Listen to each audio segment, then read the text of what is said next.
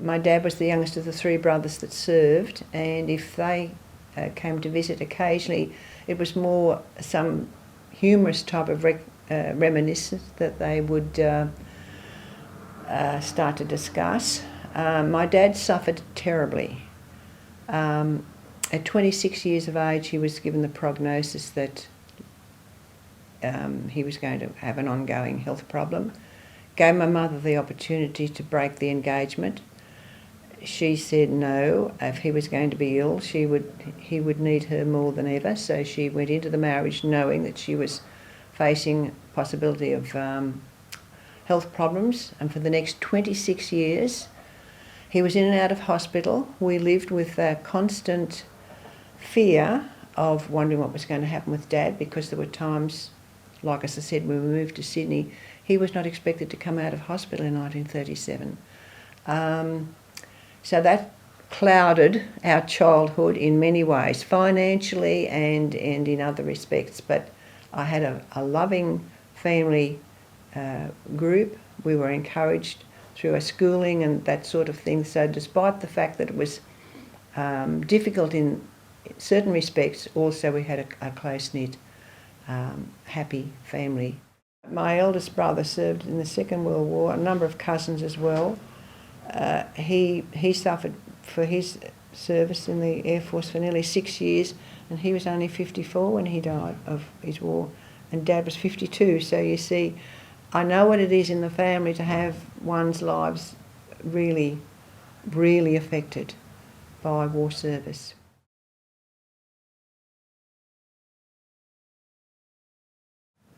Those days, he was put onto what they called a service pension, not to be confused with a TPI pension, which is so much more generous. It was just like an invalid pension.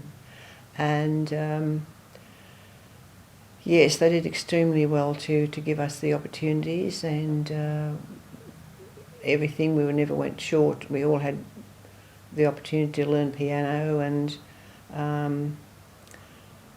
you know, doctors, and we weren't short-weighted in that respect in terms of going to the hospital for outpatients or something. If we had a medical problem, my parents paid out for us to see doctors and dentists and so forth. So everything that was important was handled.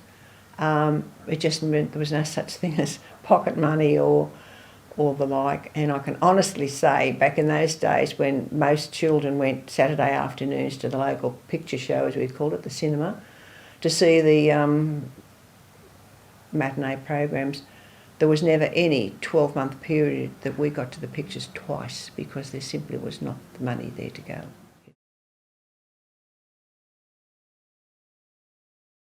He never really talked that much about his war service. He didn't go to Gallipoli. He was in Egypt and then he went to France. And he was in the same slit trench as his commanding officer, Croshaw,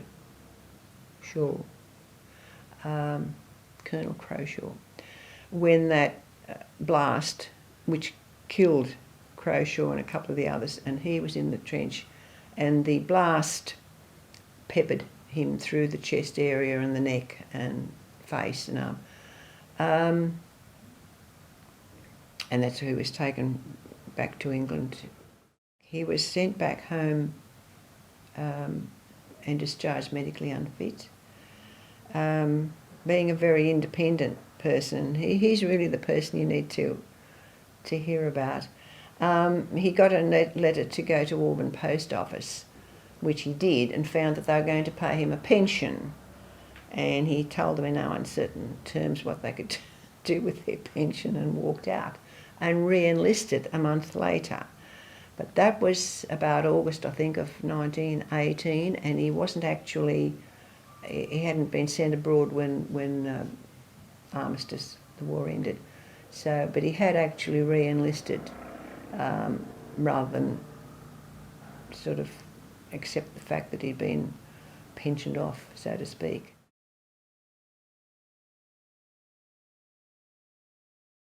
In the early 40s, apparently around about 1942 or thereabouts, the local GP, Dr. Cortum, removed a piece of shrapnel out of his neck. There was a lump had come up, and so that had been there for about 25 years. I don't know if there was any other pieces there, but certainly that piece was removed. No, he didn't suffer any, didn't draw any pension, to all intents and purposes, he just simply got on with life. He didn't really talk a lot about the war service at all, and if something came up, it tended to be more of a humorous nature, like something that funny that had happened, that they could laugh about, rather than the blood and guts of the situation, because it was really ghastly. There's no two ways about it. So no, he never marched. He belonged to both Auburn and Granville RSL clubs, but never went near them, mainly because he was busy, as I said.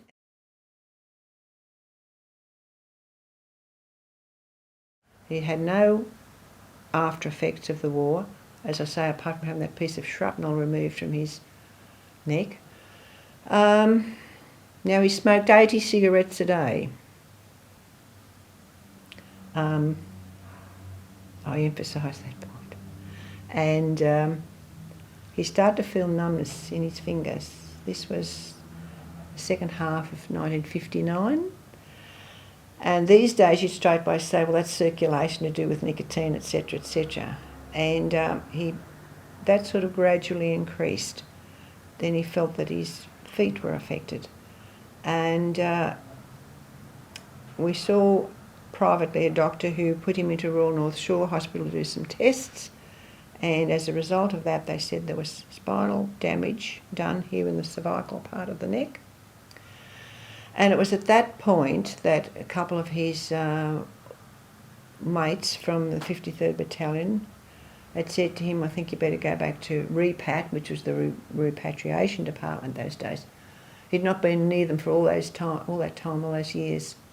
And he begrudgingly approached, and they did all their tests. And in November 1959, Dr. Dowling was the neurosurgeon who operated at Concord Hospital, which was Repatriation General Hospital.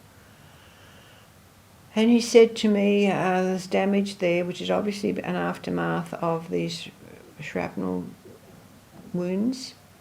We've relieved the pressure, but we can't do any more, and we give him 2 years. He will become quite paralysed. He was admitted there, I think, 2 or 3 times after that. And they said to me, you won't be able to manage him. And I said, oh yes, I will. And so it was. He lived exactly 4 years and 6 months. It was May of 1964 that he died.